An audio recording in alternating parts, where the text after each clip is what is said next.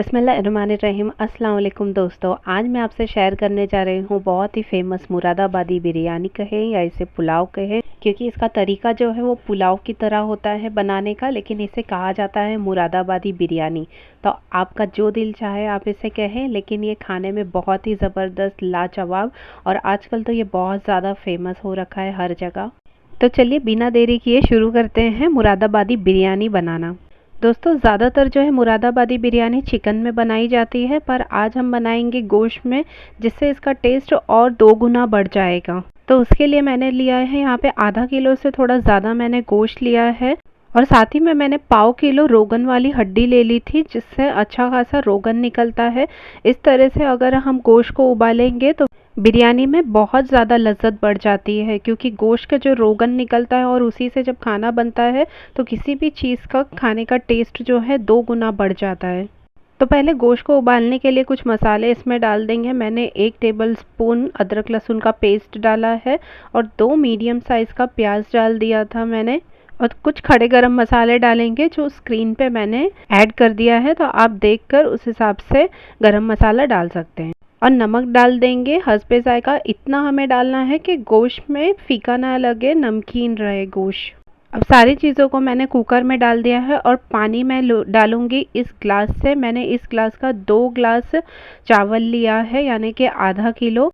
तो अब मैं इसी ग्लास से 3 ग्लास पानी ऐड कर दूंगी इसमें। पानी हम ज़्यादा गोश्त में इसीलिए डाल रहे हैं क्योंकि हम जब बिरयानी बनाएंगे इसी रोगन में ही हमें चावलों को उबालना है, तभी हमारे मुरादाबादी बिरयानी में बहुत ज़्यादा लज्जत आएगा। अब गोश्त को मैं पका लूँगी कम से कम 25 से 30 मिनट। ये गोश्त जो गलने का जो प्रोसेस होता है वो गोश्त के टेंडरनेस पे भी डिपेंड करता है, इसलिए पहले मैं उसे 2-3 सीटी फास्ट आंच में दे दूंगी, फिर इसे मीडियम टू लो फ्लेम में ही 15-20 मिनट के लिए पकाने के लिए छोड़ दूंगी। क्योंकि लो फ्लेम में गोश्त जितने अच्छे से गलता है उतना फास्ट फ्लेम में नहीं गल पाता है, इसलिए मैं इसे लो टू मीडियम फ्लेम में ही 2-3 सीटी के बाद पका लूँगी। अब गोश्त चढ़ा देने के बाद मैंने यहाँ पे देखिए आधा kilo long grain basmati rice ले लिया है, और इसे अभी धो के हमें भिगा देना है। वैसे तो दोस्तों मुरादाबादी बिरयानी में आलू नहीं जाता है, लेकिन हमारे घर में बिरयानी हो, पुलाव हो, चाहे जो भी हो, बगैर आलू के नहीं खाते हैं, तो इसलिए मैंने यहाँ पे आलू को इस तरह से कट करके इसमें नमक और फूड कलर ऐड कर दिया है और इसे फ्राई कर लूँगी। ये ऑप्शनल है, अगर आप डालना चाहे आलू तो आप इस तरह से डाल सकते हैं, वरना ये वाला आप स्टेप स्किप कर सकते हैं। पर अगर आप एक बार इस तरह से बनाएंगे ना, तो आपको भी आलू इस बिरयानी में बहुत अच्छा लगेगा खाने के लिए।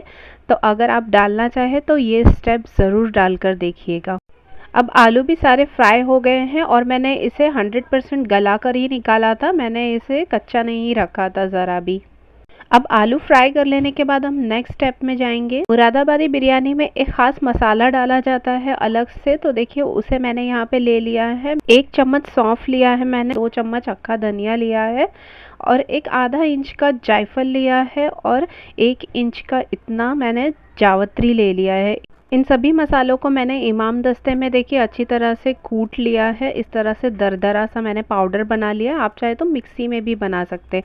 अभी उसे साइड में रख देंगे, और मैंने यहाँ पे 15 से 20 हरी मिर्च ले लिया और इसे इस तरह से छोटे छोटे टुकड़ों में कट कर लिया। तीखा आप अपने अंदाजे से भी ले सकते हैं, कम ज़्यादा कर सकते हैं। मैंने थोड़ा चटपटा ही बनाया था, और इस तरह से मैं इसे कुचल ले रही हूँ ताकि अच्छी तरह से इसका फ्लेवर मसाले में आ जाए। उसके बाद मैंने यहाँ पे देखिए मिर्ची का अचार ले लिया है 10 वाला पाउच, जो मुरादाबादी बिरयानी में ज़रूर डाली जाती है, तो आप भी ज़रूर डालिएगा। मैंने 10 वाला पाउच पूरा डाल दिया था, और आधा नींबू भी इसमें कट करके डाल दिया था। मैं जब वो डाल रही थी तो कैमरा ऑन करना भूल गई थी, इसलिए मैंने वो दिखा नहीं पाई हूँ। मिर्ची का अचार मैंने दिखाने के लिए थोड़ा सा और देखिए डाल दिया है। इस तरह का ये अचार होता है। अब इन सारी चीज़ों को हम मिक्स कर लेंगे, और अब इसे भी साइड में कर लिए। तब तक के देखिए चेक कर लेते हैं गोश्त गला है या नहीं। गोश्त को मैंने टोटल पकाया है 25 से 30 मिनट, और देखिए जैसे ही कुकर का प्रेशर रिलीज़ हो गया तभी ही मैंने कुकर को खोला है, और गोश्त माशाल्लाह से बहुत अच्छी तरह से गल चुका है। इसी तरह से गोश्त गला हुआ होना चाहिए, तो खाने में बहुत मज़ा आता है बिरयानी। और गोश्त उबालते वक्त जितने भी हमने खड़े गरम मसाले और हड्डियां डाली थी रोगन के लिए, तो उसे हो सके तो आप निकाल दीजिए, क्योंकि इसका अभी कोई यूज़ नहीं है। जो भी खुशबू और रोगन निकलना था, अब उबालते वक्त इसमें सारे ही खुशबू आ गई है गरम मसाले की, और हड्डियों का रोगन भी निकल चुका है। तो अभी सारे बेसिक काम हो चुके हैं, तो अब हम बिरयानी पकाना शुरू करेंगे। मैंने यहाँ पे एक बड़ी कढ़ाई में तेल डालकर 4 मीडियम साइज़ का प्याज डाल दिया है और कुछ खड़े गरम मसाले डालेंगे, जो मैं स्क्रीन पर डाल दी हूँ, तो आप वो देखकर इसमें सारे गरम मसाले डाल सकते हैं। अब इन सारी चीज़ों को हम कुछ देर सौटे करेंगे। हमें प्याज को ब्राउन नहीं करना है। 5 से 7 मिनट हम इस तरह से प्याज को गरम मसालों के साथ में सौटे करेंगे। जैसे ही प्याज ट्रांसलूसेंट हो जाए, यानी कि सॉफ्ट हो जाए, तो अब इसमें हम डालेंगे 1 टेबलस्पून अदरक लहसुन का पेस्ट, और मैंने यहाँ पे 200 ग्राम के करीब दही डाला है, और गोश्त को मैंने पानी से अलग कर लिया था। गोश्त को भी अब हम डाल देंगे प्याज के साथ और कुछ देर हम भूनेंगे। बाकी जो मसाला भी हमने बनाकर रखा था उसे भी डाल देंगे, जैसे कि मिर्ची और अचार जो हमने मिक्स करके रखा था उसे भी डाल देना है, और सौंफ, धनिया, जायफल, जावित्री का भी जो पाउडर बना के रखा था उसे भी डाल देना है।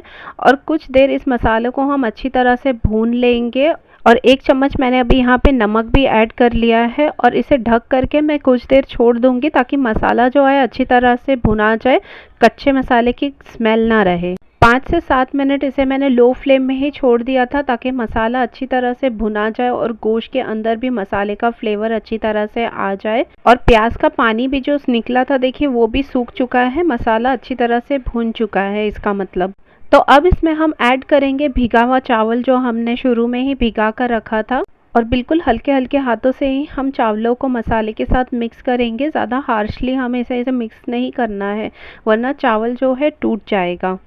अब जिसमें हमने गोश्त डाला था, तो वो यखनी ही हमें इसमें डालना है। तो 3 ग्लास मैंने देखिए वही यखनी यूज़ की है चावलों में, और सादा पानी बिल्कुल भी नहीं इसमें ऐड किया है। इसी से ही हमारे मुरादाबादी बिरयानी में बहुत ज़्यादा लज्जत आएगी। और इस स्टेज में हम नमक चख लेंगे। तो मुझे नमक अभी थोड़ा कम लग रहा था, 1 चम्मच मैंने ऐड कर दिया है। आप अपने टेस्ट के अकॉर्डिंग इसमें नमक डाल सकते हैं। और फास्ट फ्लेम में मैंने ढक करके इसे छोड़ दिया था पकने के लिए। तो देखिए अभी मैं 5 मिनट बाद चेक कर रही हूँ, पानी अभी ऑलमोस्ट सूख चुका है, चावलों के बराबर आ चुका था पानी। तो इस स्टेज में हमें क्या करना है, जो हमने आलू फ्राई कर रखा था उसे ऊपर पूरा सजा देना है इस तरीके से। मैंने चावल के साथ मिक्स नहीं किया है आलू को, क्योंकि आलू मैंने ऑलमोस्ट पूरा ही पका लिया था, इसे गलाने की ज़रूरत नहीं थी। सारे ही आलू ऊपर इस तरह से सजा लेने के बाद अभी मैं इसमें ऐड कर रही हूँ फूड कलर। मैंने थोड़े से पानी में ऑरेंज फूड कलर ऐड करके इसे देखिए इस तरह से ऊपर डाल दिया है, और इसे दम में छोड़ देंगे बिल्कुल ही लो फ्लेम में। अब मुरादाबादी बिरयानी के साथ एक चटनी भी सर्व की जाती है, तो चलिए झटपट उसे भी बना लेते हैं। मैंने यहाँ पे 3 मीडियम साइज़ का टमाटर लिया है, और 4 से 5 सूखी मिर्ची ली है, और 7-8 कलियाँ मैंने लहसुन की ली है। इसे मैंने चॉपर में सारी चीज़ों को डाल दिया है, और थोड़ा सा नमक डालकर इसे बिल्कुल बारीक सा इसे मैंने पीस लिया है। आप चाहे तो मिक्सी जार में भी इसका बिल्कुल बारीक सा दरदरा सा पेस्ट बना सकते हैं। अब चटनी हमारी रेडी हो चुकी है। इसमें मैंने डाला है आधा नींबू का रस। मेरे पास क्यूब्स था नींबू का, तो मैंने वो डाल दिया था एक। आप आधा नींबू निचोड़ के इसमें डाल सकते हैं, और चटनी बिल्कुल रेडी है। जब तक कि हमने चटनी रेडी किया है 8 से 10 मिनट में देखिए हमारा पुलाव भी दम में बिल्कुल रेडी हो चुका है। लेकिन अभी मैं इसे ज़्यादा छेड़छाड़ नहीं करूँगी, कुछ देर इसी तरह छोड़ दूँगी। और 15 मिनट बाद देखिए मैं अभी पुलाव को सर्व करने के लिए निकाल रही हूँ। हमारे चावल कितने फरेरा बने हैं, बिल्कुल अलग अलग। और खुशबू तो मैं आपको क्या ही बताऊँ, इतनी अच्छी खुशबू आ रही है बिरयानी से। मुरादाबादी बिरयानी की यही तो खासियत है, इसकी खुशबू ही दीवाना बना देती है। तो देखिए आप देख सकते हैं कितनी आसानी से हमने घर पे ही मुरादाबादी बिरयानी बना दी है, और टेस्ट भी बिल्कुल बाहर जैसा ही है, जिस तरह से हम बाहर से मंगा कर खाते हैं। तो आप भी इस रेसिपी को ज़रूर ट्राई कीजिएगा। बहुत ही सिंपल, बहुत ही क्विक रेसिपी है ये। और आप देख सकते हैं गोश्त भी कितनी अच्छी तरह से गल चुका है। सारा मज़ा इस गोश्त से ही तो आता है, इसलिए आप इसमें जितना अच्छा गोश्त डालेंगे बिरयानी का टेस्ट उतना ही अच्छा आएगा। और आलू भी देखिए कितनी अच्छी तरह से गला हुआ है। इसका टेस्ट वाकई में बहुत ज़्यादा ज़बरदस्त था। आपको ये रेसिपी कैसी लगी ज़रूर बताइएगा, और इस रेसिपी को ज़रूर ट्राई कीजिए। अगर आपको मेरी रेसिपीज़ अच्छी लगती है तो मेरे चैनल को लाइक शेयर सब्सक्राइब ज़रूर कर दीजिए। अल्लाह हाफिज़।